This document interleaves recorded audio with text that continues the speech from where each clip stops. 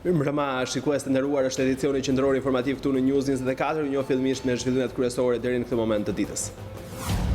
Presidenti i Republikës Ilir Meta bën apel për bashkëpunim dhe reflektim në përballimin e situatës emergjente shkaktuar nga prahapja e koronavirusit.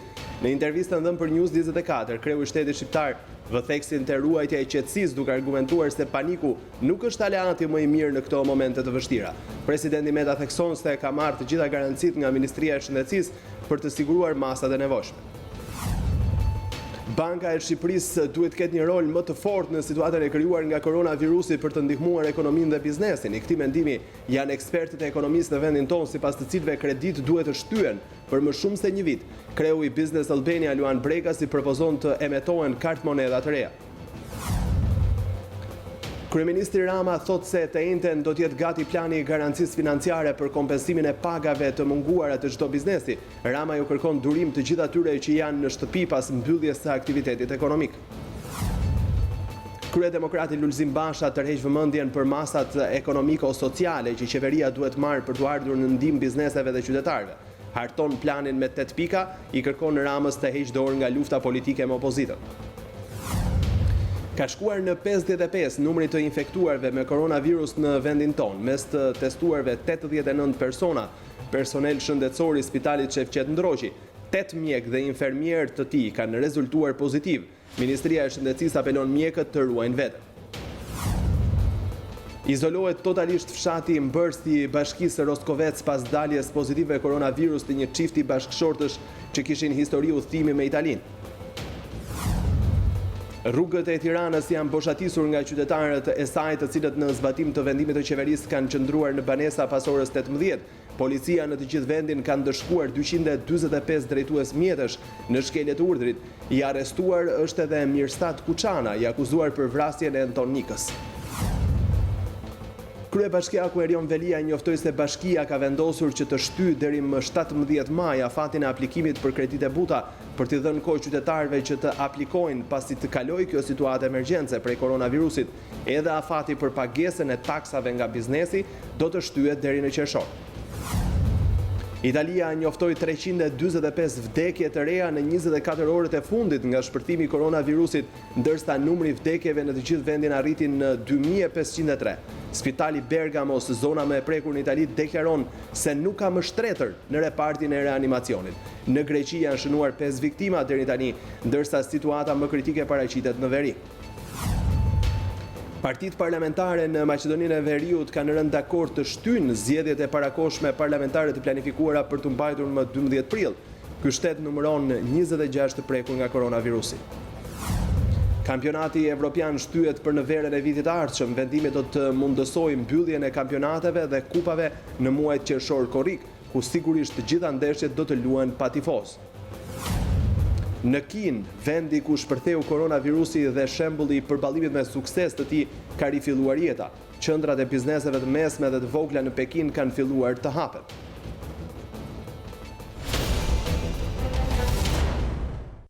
Vjojmë tani më gjerësisht Presidenti i Republikës Ilir Meta bën apel për bashkëpunim dhe reflektim në përballimin e situatës emergjente shkaktuar nga përhapja e koronavirusit. Në intervistën dhënë për News24, kreu i shtetit shqiptar vë theksin të ruajtja e qetësisë duke argumentuar se paniku nuk është aleati më i mirë në këto momente të vështira. Presidenti Meta thekson se ka marrë të gjitha garancitë nga Ministria e Shëndetësisë për të siguruar masat e nevojshme. Intervistën e plot dhënë për drejtorin e informacionit të News24, Robert Rakiplari, ju do të keni mundësi ta ndiqni pas edicionit të Lajmeve. Të gjithë duhet të jemi bashkëpunues, të gjithë duhet të jemi reflektues, sepse është një eksperiencë e re që asnjëri prej nesh nuk e kishte menduar më parë, dhe sigurisht Shqipëria ka patur disa eksperienca të rëndësishme, pozitive në të kaluarën, në përballimin e SARS-it apo të gripiderit apo të disa fenomeneve relativisht të ngjashme. Megjithatë, ajo që duhet të theksoj është e para, mbrojtja e personelit shëndetësor është prioritet mbi prioritetet. Së dyti, padyshim që testimi është mjaft i rëndësishëm dhe marrja e masave për të patur infrastrukturën e duhur është e domosdoshme për të gjithë ata të cilët kanë shqetësime.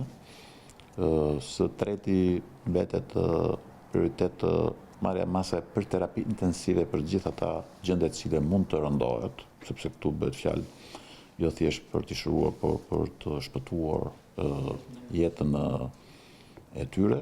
Në këtë drejtim unë kam marrë garancit edhe nga Ministra e Shëndetësisë dhe ekipi që po merret me këtë çështje, që janë marrë masat edhe përsa i takon respiratorëve shtesë, edhe përsa i takon posteve shtesë, përsa i takon reanimacionit, në mënyrë që në çdo rast të jepet ndihma dhe të shpëtohet çdo jetë, çdo qytetari në vendin tonë. Ndërkohë, padyshim që jam takuar edhe me përfaqësues të opozitës, të cilët kanë një qasje kritike që edhe është normale përsa i takon një pozicioni opozitar, ashtu sikur se jam i sigurt se edhe vetë përfaqësuesve të qeverisë çdo ditë mendojnë se ka vend për mirësime, pasi është një eksperiencë e re dhe disa nga shqetësimet e tyre ua kam transmetuar edhe përfaqësuesve të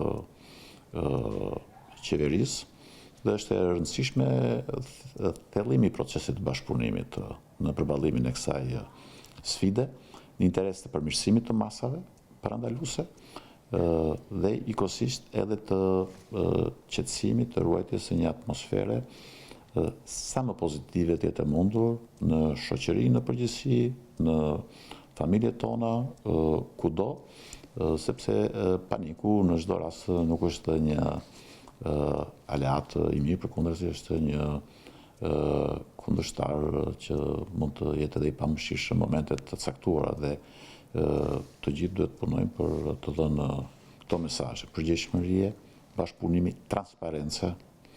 Unë vetë kam bërë testin për arsye sepse mora një informacion që kisha qenë në një palestër ku kishte rezultuar dikush një qytetar që unë e njeh apo që nuk ja kishim dhënë dorën, kisha qelluar rastësisht njëri tjetrit do informova që kishte rezultuar me koronavirus.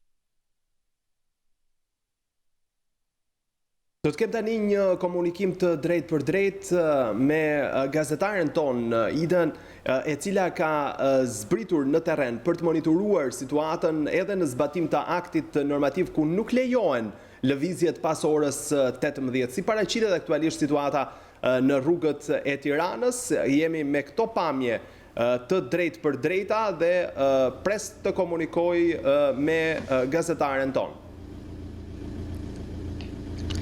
Peçi të përshëndes, atëherë që prej orës 18 dhe deri në momentin që ne po flasim, rrugët e kryeqytetit janë të boshatisura. Në këtë momente ne, siç po shikojmë edhe nga vetë pamje që po transmetojmë për News24, shihen vetëm makineri të cilat po bëjnë dezinfektimin e rrugëve, ndërsa ajo që mungon janë këmbësorët. Si duket ka një ndërgjegjësim, sidomos pas urdhrit të dhënë nga ministrat dhe Këshilli i Ministrave për ndalimin e këmbësorëve pas orës 18, kujtojmë që ditën e djeshme ishte këshillimi i tyre, ndërsa sot ka nisur edhe masa me gjob. Një gjob i cila është miratuar që ditën e djeshme nga akti normativ, i cila parashikon 10.000 lek gjob për këmbësorët të cilët shkelin këtë urdhër, ndërsa 20.000 lek qytetarët të cilët dalin nga liçeni apo nga parqet publike. Ne tani jemi nga korpusi dhe jemi përpara kryeministrisë në drejtim të Kunazës dhe siç e shikoni edhe nga pamjet të cilat neve po ju servirim, nuk ka as automjete, as këmbësor, kanë qenë të paktë ata të cilët kanë lëvizur pak minuta më përpara me biçikleta, por që po drejtoheshin drejt banesave të tyre. Kujtojmë që një masë është edhe ndaj tyre ku parashikohet gjobsi dhe konfiskimi nëse kanë automjete apo ato personat të cilët lëvizin me biçikleta të konfiskohet edhe biçikleta. Ida, unë në fakt shikoj disa lëvizje edhe në semafor ku ju keni ndaluar tani tek tuk shohim disa makina, cilat mund t'jenë edhe makina cilat lëvizin për çështje pune dhe janë me autorizim. Në fakt janë makinat të cilat janë të autorizuara, janë makinat të personelit shtetëror të cilat kanë leje për të lëvizur në gjatë kësaj kohë, gjatë kësaj fashe orari, ndërsa makinat të cilat lëvizin dhe shkelin urdhrat ka patrulla kudo policie të cilat marrin masa ndaj këtyre abuzuesve, siç është parashikuar edhe marrja e patentës së përhershme. Ida, ndërkohë ti e ke parë situatën pasi keni qarkulluar pothuajse në të gjitha rrugët e Tiranës përpara kësaj lidhjeje direkte. Si ka qenë prania e policisë dhe si kanë qenë përgjithësi rrugët, pothuajse të shkretuara?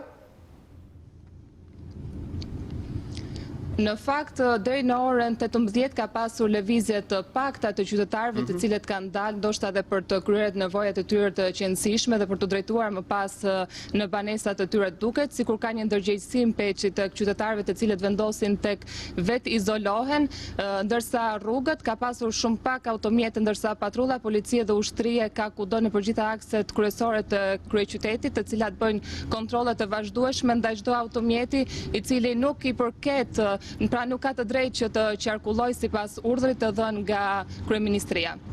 Të kuptoj. Mirë, Ida, të falenderoj, ti vazhdo monitoroje situatën, mund të kemi sërish lidhje bashkë ose një raportim tjetër nëse do të ketë shkelje, sigurisht edhe të dhënat për këtë vinë dhe updatehen edhe nga policia e shtetit. Faleminderit, Ida.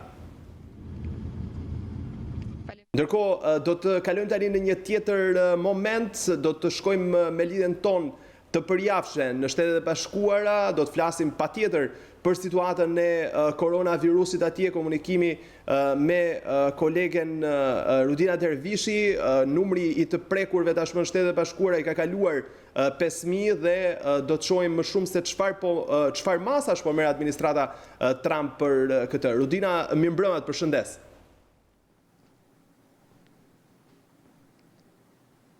Po, Edvin, mirëmbrëma, këtu në Shtetet e Bashkuara COVID-19 vazhdon për hapet dhe numri i vdekjeve ka kaluar shifrën 85 sipas njoftimeve të sotme ende jo zyrtare.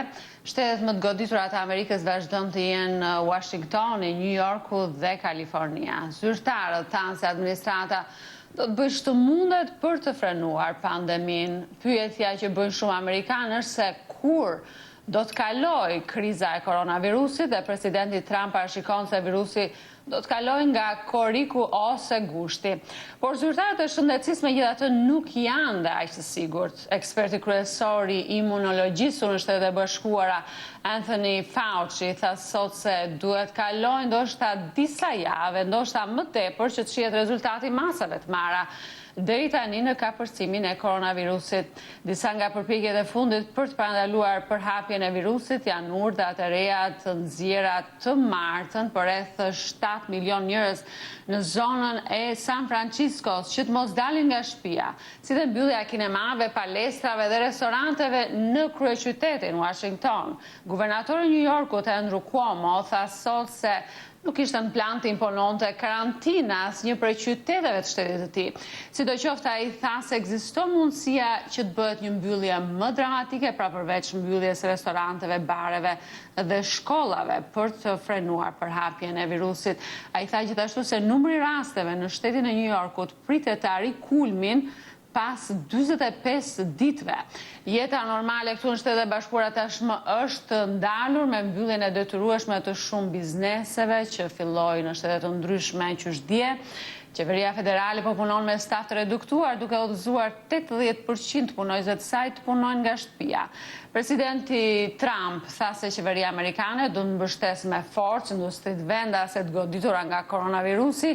Ai bëri komentet sot në shtëpinë e bardhë në prani të një grupi të posaçëm për koronavirusin që mbajti një konferencë për gazetarët. Presidenti tha në konferencë e ekonomia amerikane goditur rënd do ta marrë veten me shpejtësi kur koronavirusi të jetë frenuar. Komentet vinë ndërkohë që administrata po merr masa për zbutur ndikimin e COVID-19 në ekonominë dhe tregjet financiare, si këtu në Shtetet e Bashkuara edhe në botë. Megjithatë, presidenti ka paralajmëruar se recesioni mund të jetë në horizont. Sekretari i Thesarit Steve Mnuchin pritet të kërkojë sot Kongresit rreth $850 miliard për të zbutur ndikimin ekonomik të koronavirusit. Edvin. Rutina, të falenderoj për këto informacione për raportimin tënd në lidhje me situatën aty në Shtetet Bashkuara të Amerikës. Pas këtij komunikimi me kolegen e Zërit Amerikës, do të kthehemi sërish në vend, do të flasim për situatën në Fier, qyteti i cili mbetet pra edhe qarku i dytë më i prekur për sa i përket koronavirusit. Do të kem një komunikim tani me gazetarin ton atje për të mësuar më shumë se si paraqitet situata në qytetin e Fierit, patjetër edhe në zbatim të aktit normativ për mos lejimin e qarkullimit jo vetëm, por edhe të ecjes në rrugë të këmbësorëve. Ervist, përshëndes. Përshëndetje, atëherë Norma 19-17 minuta të vetmet automjete që shihen në rrugë janë një autoambulancë që po kalon këtu pranë, policia bashkiake dhe uniformat e policisë rrugore dhe ato të policisë së shtetit. Duhet të thënë që në orën 18, ashtu si kundër ishte deklaruar edhe më herët, në Fier ka nisur të zbrazen rrugë e sheshe dhe makinat që kanë kaluar kanë qenë ato të autorizuara ose të punonjësve të shëndetësisë kryesisht. Në ajsa ne kemi parë kanë qenë uniformat blu në aksione të vazhdueshme dhe këto vjorin edhe tani në këto momente që ne flasim, e ndërkohë që në një panoram që mund të bëjë operatori Ilmis Aliaj duket që Fieri është totalisht bosh. Nuk ka njerëz, është një qetësi absolute, me sa duket ditën e sotme qytetarët fierak janë ndërgjegjësuar edhe më tepër për sa i përket zbatimit të rregullave për të qëndruar në shtëpi. Pasi një ditë më parë kemi vënë që ka pasur edhe nga ata qytetarë që në një farë mënyre i kanë thyer këto rregulla duke dalë në rrugë. Ky është sheshi qendror i qytetit të Fierit, aty ku fluksi i automjeteve dhe qytetarëve në ditë dhe net normale është i konsiderueshëm, ndërkohë që në këto momente që flasim nuk ka asnjë qytetar. Tham që ndana e policisë së Fierit janë bërë thirrje të vazhdueshme gjatë ditës së sotme për sa i përket qëndrimit në shtëpi dhe zbatimit të orareve përkatëse, e me sa duket një fakt i tillë ka ndërgjegjësuar edhe më tepër qytetarët fierak. Nga ana e bluve kemi mësuar ne po e shohim live ndërsa ti po raporton pamjet që vijnë nga qendra e Fierit, po do doja të pyesje se ç'ndodh me rrethinat e qytetit Fierit edhe ç'ndodh me fshatrat, pasi aty ndoshta është edhe pak më i vështirë sensibilizimi, por edhe ndoshta edhe kontrolli i qytetarëve nga ana e forcave të policisë. Ne kemi mësuar se i njëjti plan masash është zbatuar edhe në njësitë administrative ku është kërkuar edhe ndihma e kryeplegjve të fshatrave përkatës për të njoftuar qytetarët, ndërkohë që gjithashtu edhe policia ka bërë një plan masash për të zbritur edhe në njësitë administrative. Kemi mësuar se patrulla të shumta ndodhen në fshatra të ndryshëm të qytetit Fierit, ndërkohë që edhe autoambulancat janë në gatishmëri të plotë për sa i përket përballimit të rasteve të mundshme nëse do të ketë thirrje në numrin unik 127. Ne kemi arritur të kontaktojmë gjithashtu me drejtues të policisë së Fierit, të cilët gjatë ditës së sotme kanë vijuar edhe punën për sa i përket pajisjes me autorizimet përkatëse për gjithë ato automjete që duan të lëvizin, edhe pse gjatë orëve të para të ditës ka pasur fluks në sportele. Më pas nga policia është bërë edhe njoftimi përkatës për të plotësuar aplikimet online dhe për të shmangur radhët. Gjithsesi, patrullimet do të vijojnë, është një plan i mirë masash ai që është vendosur në zbatim për t'i detyruar në një farë mënyrë qytetarët të qëndrojnë në shtëpi. Por me aq sa kemi parë, vetë ndërgjegjësimi qytetar sot ka qenë më i madh se një ditë më parë. Të falenderoj për këtë raportim për gjendjen aty në qytetin e Fierit edhe me këto pamje të drejt për drejta që vinë prej aty në zbatim të aktit normativ tashmë ku nuk lejohet qarkullimi jo vetëm i mjeteve, por edhe i qytetarëve në të gjithë Shqipërinë pas orës 18. Ishim me kolegun Ervist Kuçi nga qyteti i Fierit, ndërkohë që do të vijojmë me të tjera informacione. Ka shkuar në 55 sipas raportimit zyrtar numri të infektuarve me koronavirus në vendin tonë, mes të testuarve janë 89 persona, personel shëndetësor në Spitalin Shefqet Ndroqi dhe Prej tyre kanë rezultuar 8 mjek dhe infermier pozitiv, të cilët janë vetë karantinuar. Spitali Shefqet Ndroqi do të kthehet ndërkohë në spital Covid për të lehtësuar edhe fluksin në spitalin infektiv në qendrën spitalore universitare Nën Tereza. Ministria e Shëndetësisë i bën një apel mjekëve që të ruajnë veten. Në 24 orët e fundit janë testuar 42 persona të dyshuar, të cilët kanë patur shenja të lehta apo diçka më të rënda të sëmundjes, dhe të cilët janë identifikuar në të gjithë vendin. Për këtyre personave janë identifikuar vetëm 4 raste të reja, të cilat kanë rezultuar pozitiv për COVID-19. Nga rastet e konfirmuara deri tani, Tirana paraqet numrin më të madh të rasteve, me 38 raste, e pasuar nga Fieri me 6 raste, dhe më pas Durrësi me 5 raste, Lushnja me 2 raste, Elbasani me 2 raste dhe Rogozhina me 2 raste.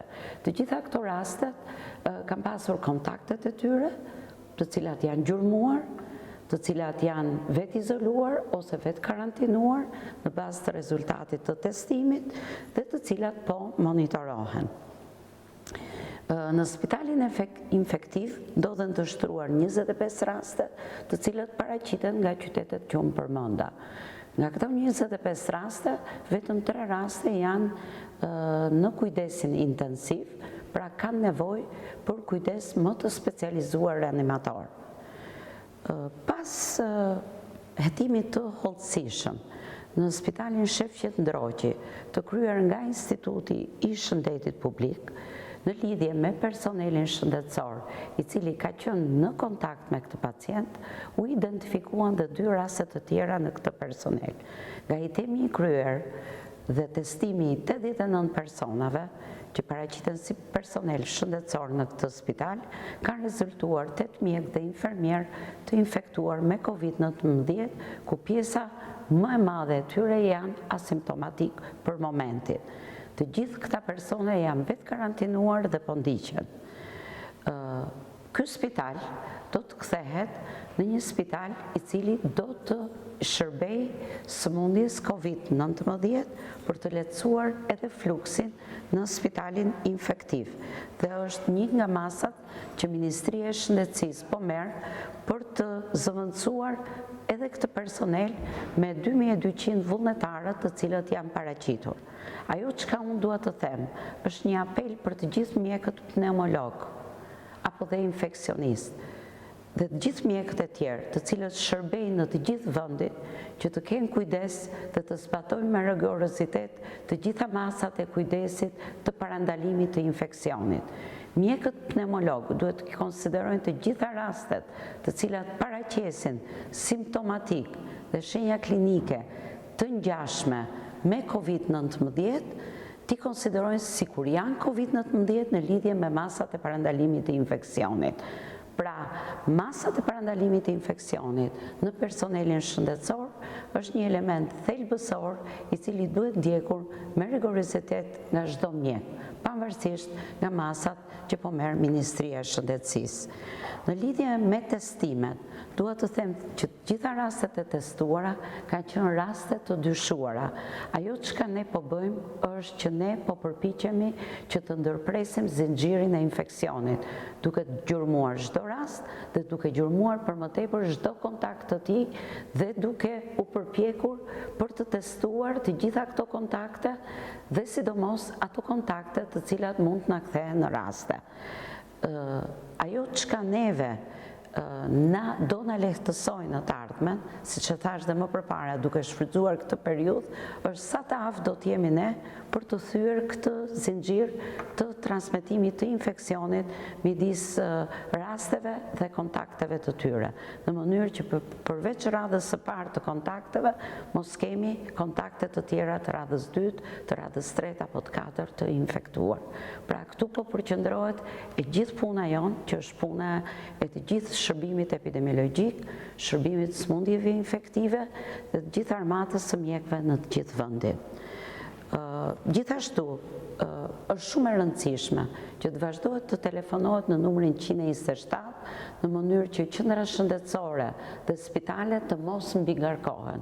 Çdo mbigarkesë e tyre do të sjellë një lloj përkeqësimi të situatës. Prandaj është shumë e rëndësishme, pavarësisht nga masat e distancimit social, pavarësisht nga puna që po bëhet në teren nga epidemiologët në lidhje me thyrjen apo ndërprerjen e zinxhirit të infeksionit, ajo çka është e rëndësishme është përgjegjësiria vetjake e çdo individi i cili duhet të qëndrojë në shtëpi.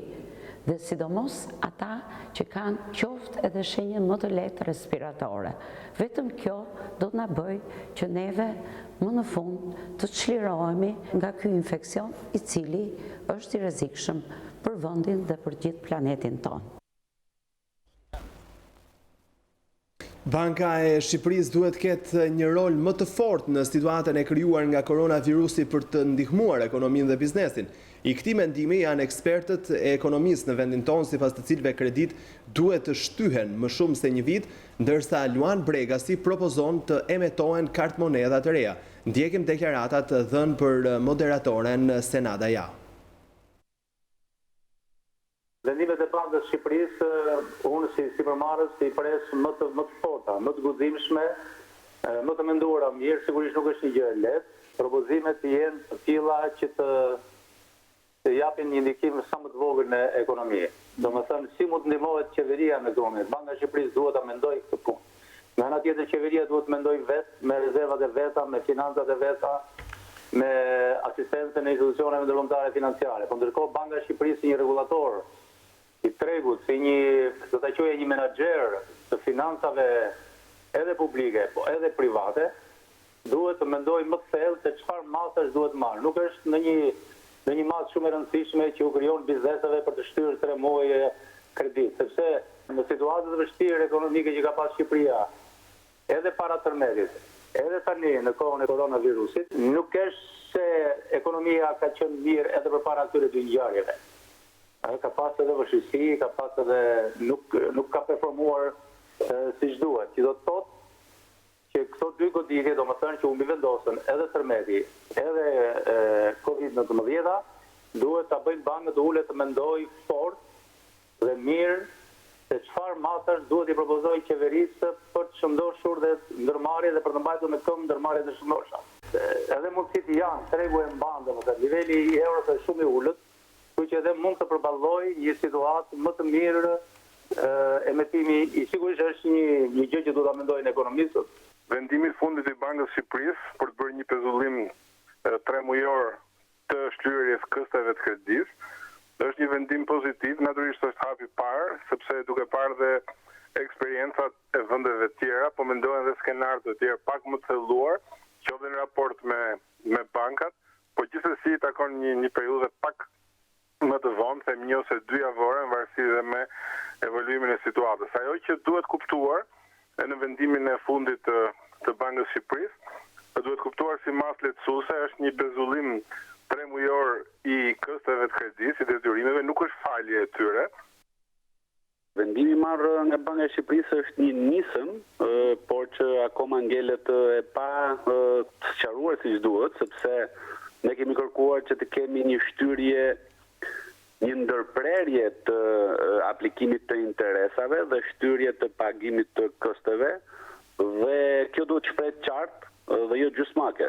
Pra shumë e rëndësishme sepse ne nuk po kërkojmë as lëmosh, nuk po kërkojmë as mëshirën e ndonjë institucioni apo ndonjë instrumentet tjetër financiar, por thjesht për arsye të situatës e krijuar nga koronavirus, ne kërkojmë asgjë tjetër vetëm një partneritet dinjitoz, duke vlerësuar dhe kushtet dhe rrethanat në të cilën është ekonomia shqiptare. Pra ne kemi kërkuar dhe vazhdojmë kërkojmë shtyrjen e pagimit të kësteve të kredis për një periudhë 3 mujore minimalisht dhe pezullimin e interesave për këtë periudhë. Duhet të shikojmë se si do të përgjigjet sektori privat bankar, pra bankat e nivelit të dytë, se si do të i përgjigjen këtij rekomandimi vendim të Bankës së Shqipërisë. Me sa kemi neve informacion, ka filluar rezistenca nga bankat e nivelit të dytë. Nga një anë kjo është e kuptueshme, sepse në fakt në fundit edhe ato e kanë aktivitetin e tyre jetësor, pra ekonomik, dhënien e kredive dhe shlimin e kasteve të kredis, por nga ana tjetër duhet të theksojmë që edhe bankat e nivelit të dytë duhet të jenë të arsyeshme dhe duhet që të krijojë një sistem të shtyrjes së pagesës kredive nga kredimarrësit, sepse në fundit në qoftë se ata do të vijen përballë alternativës paguaj ose falimentim, në kushtet e jashtëzakonshme do të kemi falimentime masive dhe në këtë mënyrë goditen edhe vetë bankat e nivelit të dytë. Kryeministri Edi Rama bën me dije se të njëjtën do të ketë gati planin e garancisë financiare për kompensimin e pagave të munguara të çdo biznesi. Në një postim në Facebook, Rama ju kërkon durim të gjithë atyre që janë në shtëpi pas mbylljes së aktivitetit ekonomik, të rrinë të qetë dhe të bëjnë durim. Të njëjtën do të kemi gati planin e garancisë financiare për kompensimin e pagave të munguara të çdo biznesi. Nuk do të vijë fundi muajit pa pagën e gjithkujt ndër ju që qëndron në shtëpi, si pasojë e mbylljes së biznesit ku punon. Durim në ju lutem dhe besim që po punojmë pa pushim për të mos lënë asnjë vetëm në përballimin e pasojës financiare të mos vajtjes në punë, shkruan Rama në Facebook. Rama ju ka kthyer përgjigje edhe ankesave në lidhje me vështirësitë nëpër banka për këstet e kredive të biznesit që gjendet në vështirësi. Ai dhe guvernatori Seiko kanë firmosur një dokument për të adresuar qartë dhe prerë këtë hall me bankat. Rama thot se kredimarrësit duhet të komunikojnë me kredidhënësit, të cilëve do të duhet të argumentojnë arsyen mbi nevojat për shtyrjen e pagimit të kësteve, ndërkohë që institucionet e kreditimit do bëjnë procesimin e çdo kërkese brenda 3 ditëve nga data e marrjes së kësaj kërkese. Kryetari i Partisë Demokratike Lulzim Basha ka publikuar 8 masat e propozuara për të ndihmuar ekonominë shqiptare dhe shoqërinë, ndërkohë që pothuajse gjithçka është ndalur në vend me masat e vendosura nga qeveria për koronavirusin. Basha deklaron se masat ekonomike dhe sociale të propozuara nga Partia Demokratike janë të qarta dhe lehtësisht të zbatueshme. Të pezullohen pagesat e kontributeve të sigurimeve shoqërore dhe shëndetësore për një periudhë 3 mujore. Kur biznesi shfaq pamundësi financiare të paguen nga buxheti i shtetit, pagat e punojësve për një periudhë 2 mujore. Përjashtim nga tatim fitimi për 6 mujorin e parë të vitit dhe të pezullohet tatim fitimi për pjesën e mbetur të vitit. Pezullimi dhe fshirja e pagesave të faturave të energjisë dhe të ujit për të gjithë konsumatorët, të përjashtohen nga kamat vonesat dhe gjobat për një periudhë 3 mujore, përjashtim nga taksa e pronës dhe nga të gjitha taksat dhe tarifat vendore për një periudhë 3 mujore, janë ndër propozimet e Bashës, ndërsa për shtresat në nevojë propozon furnizim me ushqime dhe detergjent. Basha kërkon nga qeveria të lërë luftën politike dhe të zbatojë masat që vinë në ndihmë të shëndetit, sigurisë dhe ekonomisë së qytetarëve. Për Bashën është e papërgjegjshme dhe jo njerëzore të sulmosh ditën natë opozitën në një kohë kur të gjitha energjitë duhen fokusuar për të ardhur në ndihmë njerëzve. 120 milion euro që shkojnë dëm me koncesionet e oligarkëve duhet të angazhohen urgjentisht për mbështetje sociale, për fonde shtesë, për shëndetësinë, si edhe për mbështetje fiskale dhe financiare për bizneset që sot kanë mbyllur dyert, thekson Basha në publikimin e tij. Kryetari i Bashkisë Tiranës, Erion Velia, i ka njoftuar shtyrjen e afatit për dhënien e kredive të buta për qytetarët për të blerë shtëpi. Në një lidhje direkte me News24, kryebashkiaku Veliaj tha se afati u shty me 2 muaj deri më 17 maj. Po ashtu, kreu i bashkisë bëri me dije dhe shtyrjen e afatit për pagimin e detyrimeve nga biznesi për bashkinë deri në muajin qershor. Ne kemi marrë disa projekt vendime, të cilat do t'ja paraqisim Këshillit Bashkiak për vendim sot. Një prej tyre ka të bëjë me shtyrjen e afatit. Afati i fundit ishte sot për kredite buta. 1.000 familje përfitojnë nga kredite buta çdo vit në Tiranë. Kemi vendosur që ta shtyjmë me 2 muaj, pra nga 17 marsi do të jetë 17 maj dita e fundit e aplikimit për kredite buta, dhe sigurisht nëse kriza do të vazhdojë, ne do duhet ta moderojmë dhe atë vendim, pra askush nuk ka nevojë të ngutet apo të vinë në bashki, kjo është diçka që pret. Ajo që nuk pret është higjiena dhe menaxhimi i kësaj krize, po pjesa e kredisë butë, ne kemi interes të japim, jo të mbajmë kredite buta. Kështu që përsa kohë që bashkia e ka paguar interesin, ne duam që sa më shumë familje të reja të përfitojnë nga ky proces. Një proces tjetër që jemi duke vazhduar është procesi i kompensimit, po dhe i rindërtimit të shtëpive mbas tërmetit. Ka qenë një porosie veçantë e kryeministrit që të gjitha bashkitë funksionojnë me 2 skuadra, pra një skuadër që merret me emergjencën aktuale, që në Bashkinë e Tiranës përveç kryetarit dhe drejtuesve kryesorë është zjarrfiksja, është policia bashkiake, është transporti publik, është ujësjellsi dhe Agjencia e Mbrojtjes së Konsumatorit bashkë me shërbimet sociale që çojnë drekat dhe darkat në çdo familje në nevojë, kryesisht të moshuarve. Për këtë jam i sigurt që dua të flasim edhe më vonë, por ka edhe një skuadër tjetër që po vazhdon punën normale, që përveç kredive të buta ka të bëjë me ndërtimin e 600 shtëpive të reja në fshat që janë dëmtuar prej tërmetit dhe planifikimin final të lagjeve të reja për të tjerët që në zonat urbane mund të kenë dëmtuar apo humbur shtëpinë e tyre prej tërmetit. Duam të mendojmë dhe po imagjinojmë Tiranën edhe mbas kësaj situate. Sigurisht që ne do ta fitojmë këtë betejë, e sigurisht që kjo flamë një ditë do mbarojë dhe do mundet. Kështu që duhet mendojmë që tani çfarë do të bëjmë me ditën e parë kur kthehemi në normalitet, dhe për këtë arsye ne kemi spostuar disa nga afatet, përfshi këtu dhe afatin e detyrimeve të biznesit, e kemi spostuar për në qershor që ka të bëjë me detyrimet e biznesit në Tiranë. Do të shohim nëse kriza zgjat një muaj, sigurisht që nuk do të paguaj një 12-ën, fjala vjen të taksës për hapësirën publike, nëse lokalet nuk kanë punuar një muaj. Po duke shtyr afatin, i japim vetes kohë për të parë sa do zgjasë kriza.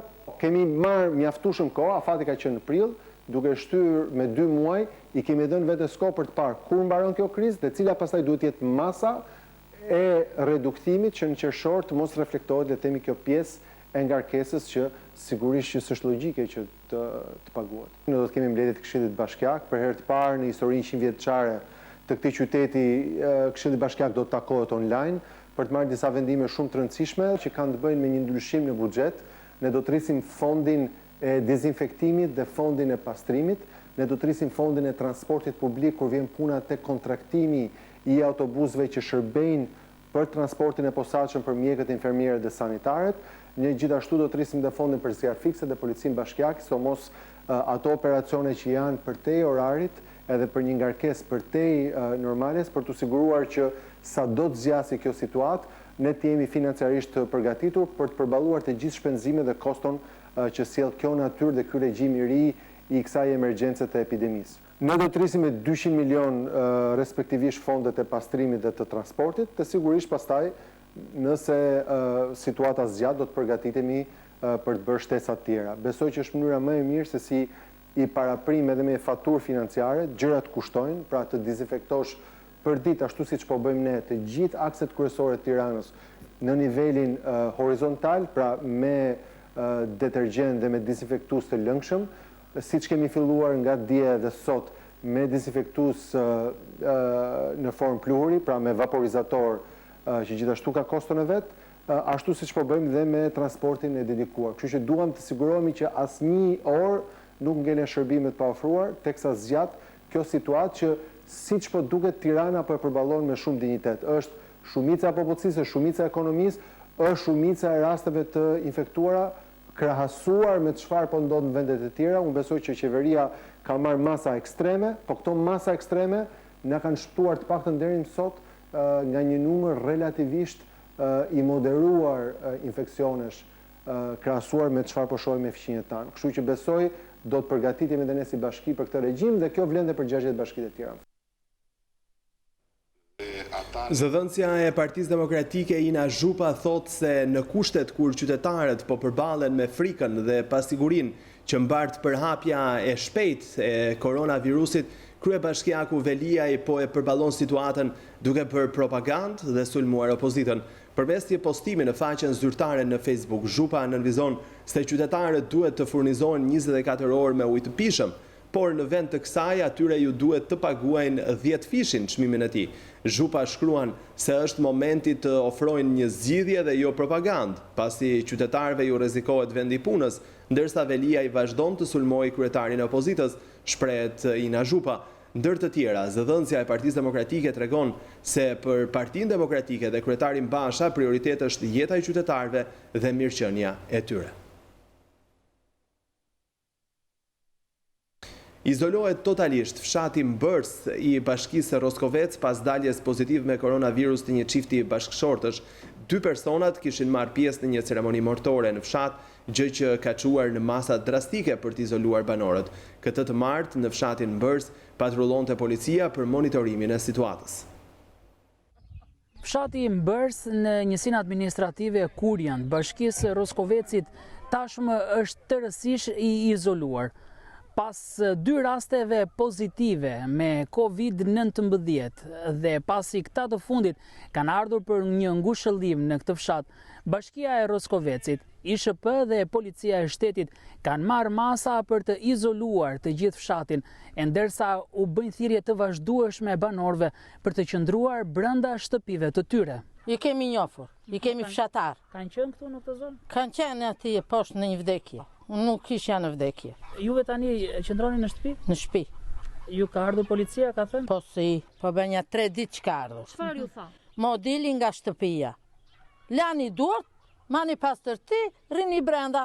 Këtë na tha në obir. Të tëra tash edhe kam të kuja, si shtakon kështu me juve kështu, të takon me... Nuk e di, e kemi marra, se kemi marrë virusin si pshat, themune. Po si person unë me te, nuk kam të kurzo i kop, andej poshtë shpita. Po ta shine buku do jem gjithon që neve në tije në kanë zoluar, në ka bërpritë, do në buk të ham neve? Kryeplaku i fshatit të Mbërs, Behar Lama, i thotë se do t'i kërkoj bashkisë që të moshuarve t'ju dërgohen në banesat e tyre ushqime dhe medikamentet e nevojshme. Do t'i kërkoj bashkisë që të vejë makinë dispozicion për ndihmën e tyre pensionistëve që nuk kanë as fëmijë këtu në i kanë jashtë shtetit. Jo vetëm në hyrje dalje të fshatit, por edhe në hyrje të bashkisë Roskovecit ka posto bloqe policore, ndërkohë që thirrjet janë të vazhdueshme. Njerëzit duhet të qëndrojnë në shtëpi. Një mësues i një shkolle jo publike në Korçë është infektuar me koronavirus. Prindërit e 430 nxënësve të kësaj shkolle janë njoftuar këtë të martë se mësuesi kishte dalë pozitiv ndaj testimit për COVID-19. Problemi shëndetësor të mësuesi infektuar u konstatua në 13 mars, ndërkohë që shkolla ishte mbyllur 4 ditë më parë. Një mësues i një shkolle jo publike në Korçë është infektuar me koronavirus. Shkolla greke jo publike Omiros në Korçë përmes një njoftimi këtë të martë ju ka bërë të ditur prindërve se një nga mësuesit ka rezultuar pozitiv me COVID-19. Shkolla sqaron se problemi shëndetësor të mësuesi infektuar u konstatua më 13 mars, ndërkohë që shkolla ishte mbyllur ditën e hënë, 4 ditë para se të shfaqej rasti dhe ishte vetmja ditë që dikush prej stafit dhe fëmijëve mund të ketë pasur kontakt me personin e infektuar, i cili nuk ishte në dieni për problemin deri ditën që u shfaqën shenjat e para dhe shkoi në spital, ku pas analizave rezultoi pozitiv. Prindrit janë shprehur të shqetësuar për këtë fakt, të cilët nëpërmjet një grupi që kanë nëpërmes rrjeteve sociale kërkojnë të denoncojnë këtë shkollë për të vetmin fakt që nuk janë lajmëruar. Në këtë informacion nga shkolla Omiros bëhet e ditur se një person prej stafit edukativ të shkollës Omiros u gjet pozitiv ndaj koronavirusit në datën 13/3/2020. Ata theksojnë se kjo shkollë u mbyll 4 ditë përpara se të shfaqej ky rast, por ajo që duhet të bëjnë familjarët është të mbajnë në kontroll fëmijët e tyre. Me këtë rast mund të kenë pasur kontakt po atë ditë që u mbyll kjo shkollë fëmijët, stafi apo edhe vetë prindrit. Ky rast, i cili nuk bën të ditur identitet, ka shfaqur simptoma në ditët e mëvonshme, çka ka bërë që në shtetin grek të rezultojë pozitiv dhe po ashtu të trajtohet në këtë shtet. Menjëherë pas këtij njoftimi, nga drejtoria e shkollës Omiros, prindrit janë ndjerë të revoltuar dhe të shqetësuar për fëmijët e tyre, të cilët nuk kanë kaluar ende rrezikut me kontaktin që kanë pasur me mësuesin e fjalë, pasi kanë kaluar vetëm 8 ditë nga mbyllja e kësaj shkolle. Në shkollën Omiros mësojnë 430 fëmijë, ndërsa në vetë karantinim është futur edhe një pjesë e stafit pedagogjik.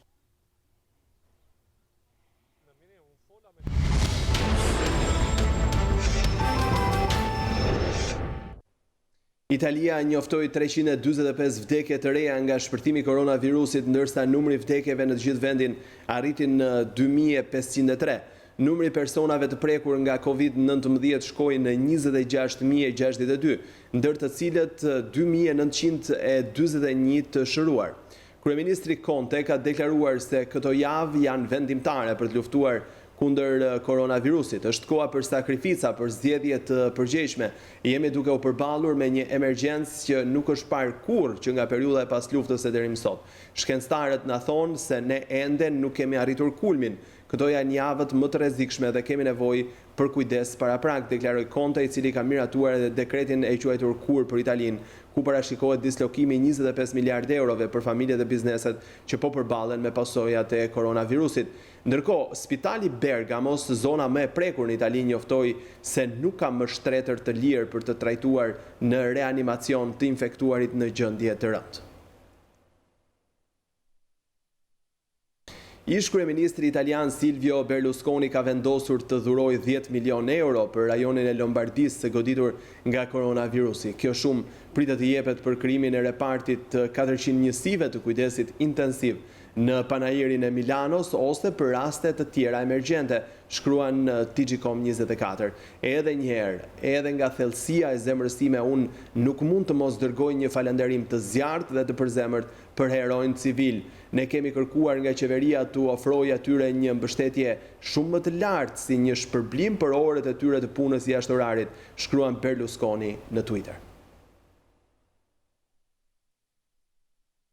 Gjithçka tashmë është vendosur, kampionati evropian shtyhet për në verën e vitit të ardhshëm. Konfirmimi për zërat që qarkullonin prej ditësh vjen nga vetë UEFA. Prej mëngjesit të së martës, UEFA zhvilloi një sër videokonferencash me federatat anëtare, ligat dhe sindikatat e futbollistëve për të vendosur në lidhje me të ardhmen e futbollit evropian. Vendimi për shtyrjen e Euro 2020 do të mundsojë mbylljen e kampionateve dhe kupave në muajt qershor korrik, ku sigurisht gjitha ndeshjet do të luhen pa tifoz. Ky është skenari më i mirë dhe që qeveria evropiane e futbollit shpreson ta realizojë, por gjithsesi çdo gjë varet nga ecuria e koronavirusit dhe nëse situata me pandemin globale do të ndryshojë për mirë. Instituti Kombëtar i Shëndetit Publik ka njoftuar se ka shkuar në 19 numri i rasteve të prekur me koronavirus në Kosovë. Rastet e fundit janë nga komuna e Gjakovës, të kthyer nga Düsseldorfi i Gjermanisë. Njëri i gjinis mashkull 54 vjeç dhe tjetri i gjinis femër 49 vjeç, thuhet në njoftimin e institutit. Ndërkohë, presidenti i Kosovës, Hashim Thaçi, ka dërguar një kërkesë kryeministrit Albin Kurti për të thirrur mbledhjen e Këshillit të Sigurisë. Ende nuk dihet se kur do të mbahet takimi që pritet vendoset në të për masat e reja kundër pandemisë së koronavirusit.